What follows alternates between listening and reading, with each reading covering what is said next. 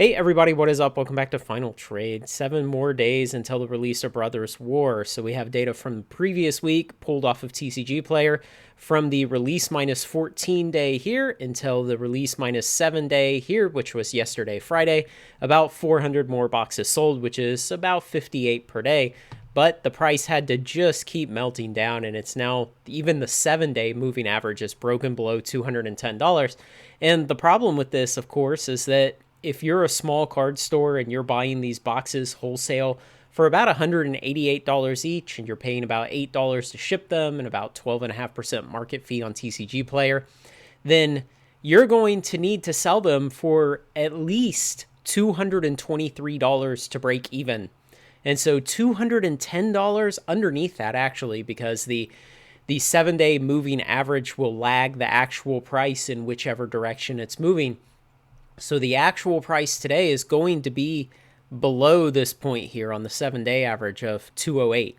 So, if you're selling these for 208, you're losing more than $15, and I doubt many dealers have $15 of pricing power on this product. There will be some probably, but not a lot. So it shows that it's just another set where stores are selling product at a loss right out of the gate in order to get it off the books, in order to not be the one stuck holding it after the initial wave of demand for the product has died down. It's a really bad sign, but it's kind of understandable. It's a standard set, and it's going to be releasing mid-November, headed into the holiday season. Never a good time to try to sell Magic cards.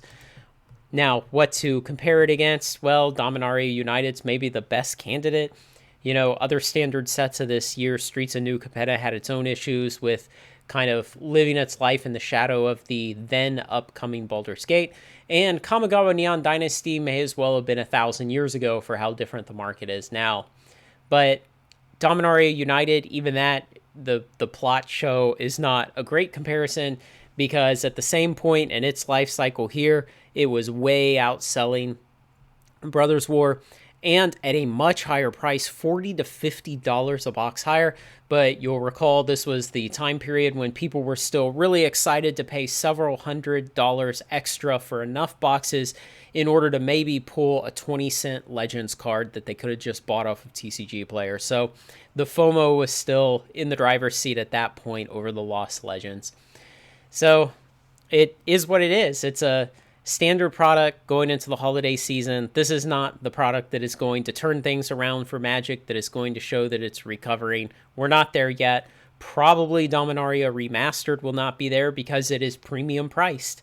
And maybe by the time we get into February with the Phyrexia standard set, maybe then. But, I had a really good comment from someone a few weeks ago on a video I made, and it was essentially that since WotC dropped the block format for expansions, they've lost their rhythm. And, this is kind of a good example of it.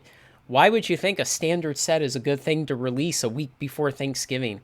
Who's going to be jamming games and doing booster drafts and figuring out the standard meta and things like that at the card store when Thanksgiving is the week after this releases, and then we're getting into the holiday season? It's just not the right time of year, WotC should think about how it could take a break with releases, maybe release something late October. Maybe late October is really the best last time, or maybe at worst the first week of Thanksgiving. But, this is really getting way too late into the year, and I think that this may end up just kind of being another forgotten set, the way Streets of New Capenna was.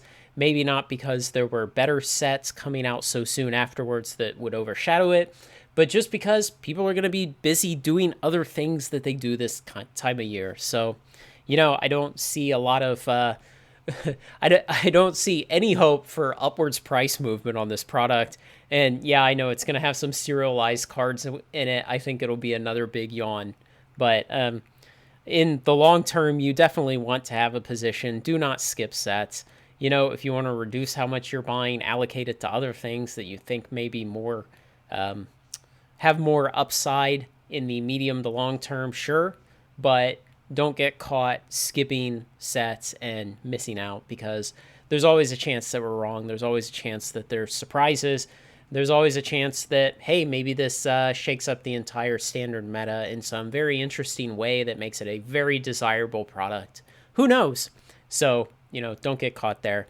Otherwise, I just don't see this being a great performer in the short term. But in the long term, it'll probably do about as well as all the rest of Magic's standard sets. So let me know what you guys think. Otherwise, like, comment, share, and subscribe. Join me on Final Trade. Thanks a lot.